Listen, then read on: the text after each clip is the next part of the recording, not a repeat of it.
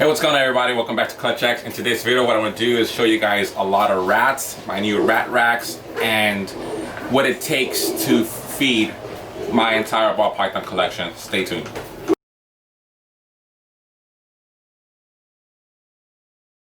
Okay, everybody, so what I want to do in this video is kind of show you guys my rat colonies and what it takes to feed snakes like these. Which, by the way, quick plug-in, these are still available. I think these are both pastel yellow belly or gravel pieds. They're both males. They're great eaters. So if anybody's looking to pick something like this up, please hit me up. Only reason I'm plugging it in is I want to go get me some crazy pied stuff still this year, and I need to sell these before I'm allowed to make more purchases. But essentially, yes, this video is all about just showing you my colonies and what it takes to feed snakes that are this size, sub-adults, adults, and my big monster breeder females. Okay guys, so the first thing I'm going to show you guys, I'm going to start from the very basics, and that's my rat colonies. So what I have here, I have 1, 2, 3, 4, 5, a 5-level rat rack. The 5th tub is way too high, so that's something that I did notice. So maybe to give you guys an idea of what is possible to build, for me anyway, I mean, you might be different. This tub up here, I'm really just using just in case I have an extra female or an extra babies at one point that haven't got fed off that week, or maybe I'm giving away to somebody and I want to keep more males there to try to slow down our breeding. And like if I'm overproducing, put the males in there. If I'm underproducing, maybe add a colony or something there. But really, this is just as a tub just to have an extra room. These 4 tubs down here, though, they do have actual colonies. You can see something like in here. So we have some of the babies that have been growing now that haven't got fed off. We have some pinkies in here, but usually I try to keep my colonies a lot smaller and not have it too condensed. So which means is that since I do have my rats in my snake room, it keeps the smell down. And in case anything ever happens with like air circulation or anything like that, I don't cook my rats, or they don't get, I think that they could die off of all like the urine and feces, the smell that they produce and stuff like that. So that's kind of what I do here. So each colony is pretty much essentially the same. There's another colony up here. This one maybe has an extra male in there or 2 maybe that didn't get fed off, and it's just kind of outgrew my colony. So that's kind of what that rack will be for, the one on top, just to put in the extra male in there. And now that my snakes are growing, a lot of times what I'm finding out is that my females that are 2,000 to 3,000 grams, they're able to actually feed on rats that are of some size. Give me a second. Cool. So that's kind of what we're seeing here. So in here we have 1, 2, 3, 4, 5, 6, 7, 8 rat racks. These 8 rat tubs, rat colonies. These actually feed most of my collection on this side here. So I'll show you guys some of my biggest females, and we can take it from there so you guys can see. So my jumbos, the rats that outgrow most of my collection, I have 2 females that are able to take down prey of that size.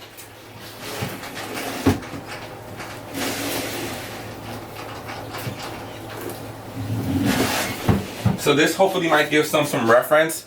This is my red stripe coral glow female. She's about about 2,500 grams. So she's pretty girthy, as you can see here. So she's able to take down pretty much a jumbo rat. Not like the super jumbo where, you know, they're just really old rats, but just something that's maybe like 3-4 months old. She still has the capacity to eat a rat that size. And I also have my pewter head puzzle female that is also roughly eating rats that are 2, 3, 4, 5 months old. So that's my first 2 females. What I use to feed snakes, maybe something like this. So this is our leopard orange stream yellow belly head pied male. So something like this is probably going to take on prey that's a lot smaller, maybe only that's been maybe a month to month and a half of age. So let me see if I have any babies that. So maybe something like this male will eat something like this. And I don't mean to be graphic or show stuff like this, but it's part of the hobby and it's a real part of the hobby. So that's usually what, and this right here, this little pup right here, he's probably only about 4 weeks, 3 weeks old. So this, a snake this size is what they're eating. And I have most of my males at this size, if not a little bit bigger. But you know, even if my males are a bit bigger than this, I'm still feeding them rats of that size, just to make sure that they don't get too big on me. But I do feed them every 7 days, so they're obviously well fed, because we need them to be well fed for the breeding season. Then I'll move over to something even smaller.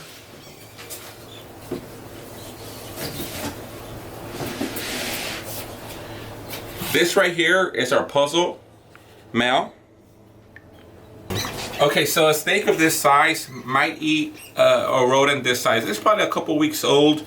You know, it's right about the size that the biggest size I feel comfortable feeding something to a snake this size. This little male right here, the snake itself, is about 230 grams. So this is usually what I feed him. Something this size, and I will not feed him probably maybe 8 or 10 days, because this meal is actually just a little bit bigger than I will feel comfortable feeding him. And I think 8-10 days from this meal to the next meal is just the right time to not get them a little too fat. You know, you want to keep your snakes growing, but you don't want to get them fat, because fat snakes won't breed.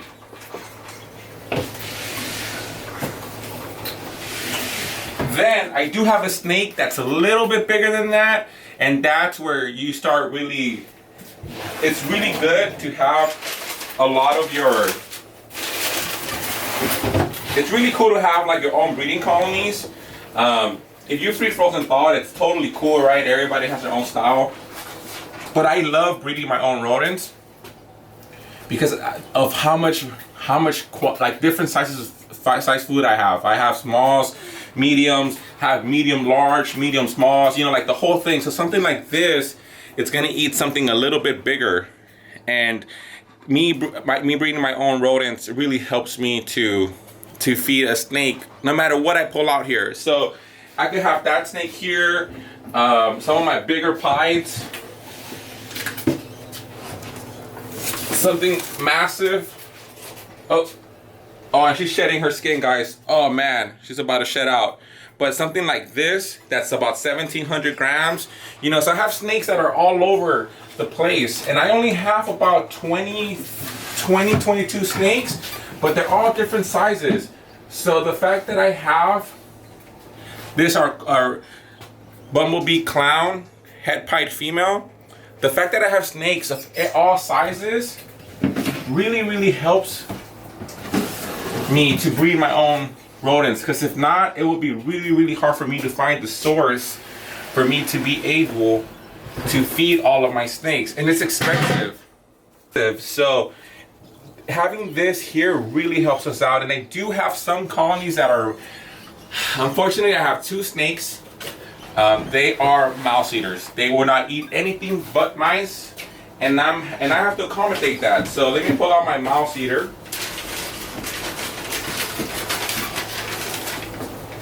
This is our super gravel head pied male. So this little dude would not eat any rats. He's just stuck to his ways and would not budge at all. So what I did, I just kind of gave up. I told myself, you know what?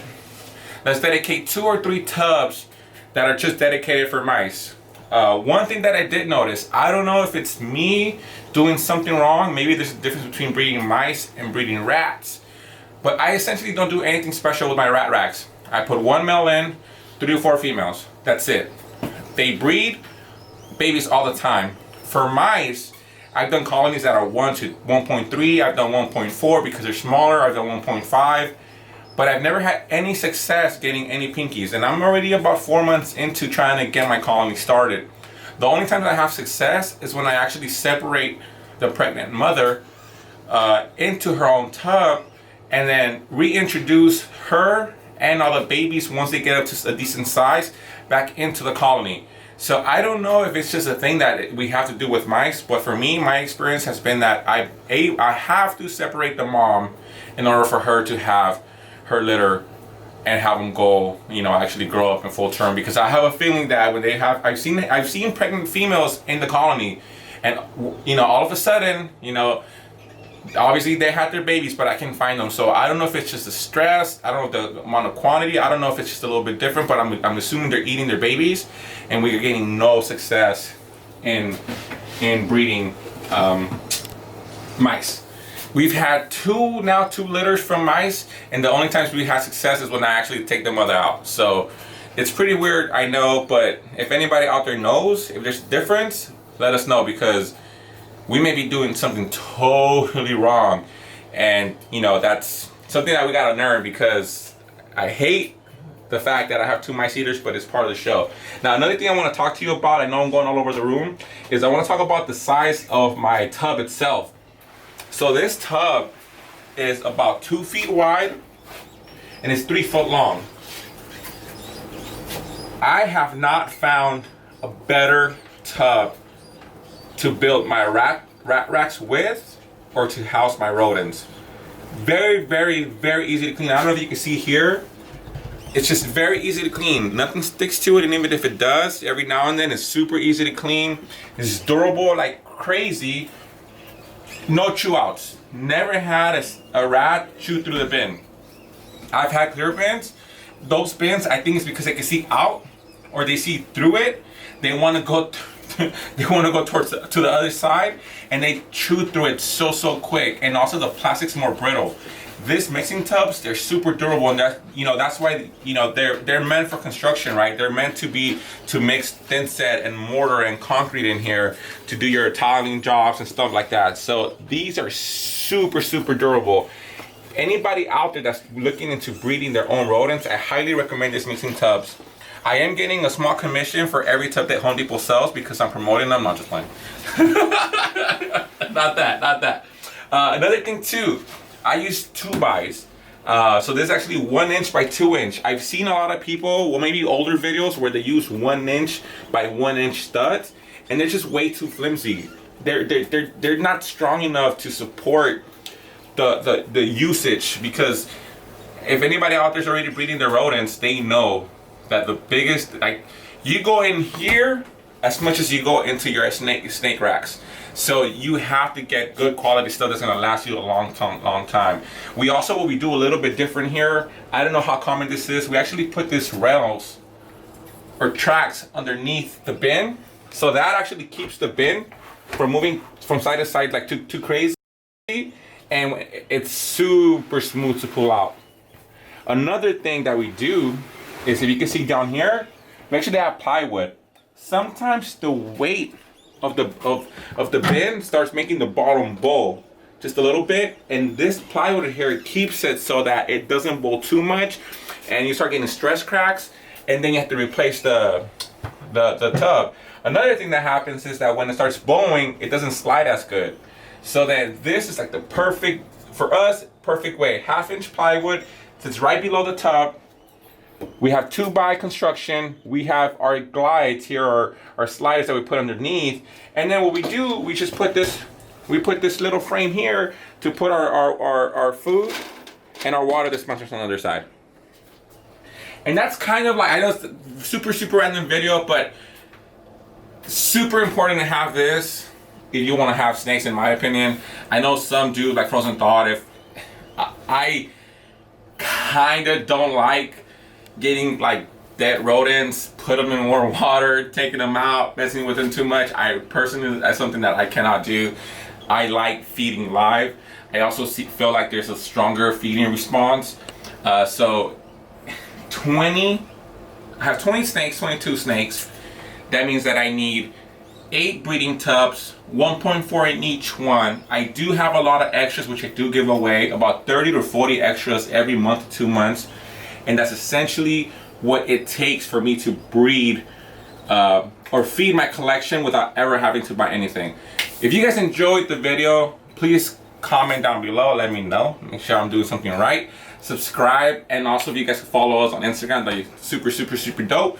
And we are getting into the breeding season now, so the next video will be all about introducing our males to our females. So stay tuned, we have crazy content coming up. Later.